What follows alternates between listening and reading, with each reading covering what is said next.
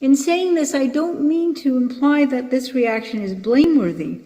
On the contrary, there can be something pathological about passivity in the face of suffering. Think of the story of Job. When Job unleashes his furious protest to God for God's allowing his suffering, at the end of the story, God himself says that only Job has said about God what is right.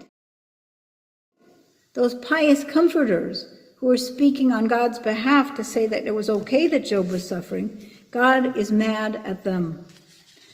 So I don't mean to imply any negative assessment by saying that the mere fact of suffering can be an affront to the ego of the sufferer.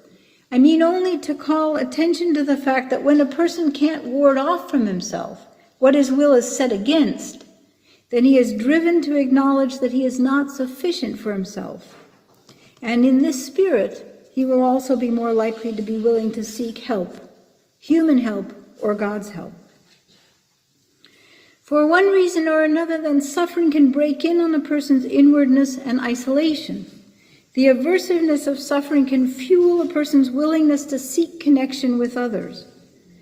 A suffering person may turn to other human beings, but it is also widely recognized that in suffering, a person is likely to turn to God, even if that turning comes with anger, as it does in Job's case. It is common to find religious belief and religious experience among those in deep distress. It is less common to find deep religiosity among those at ease.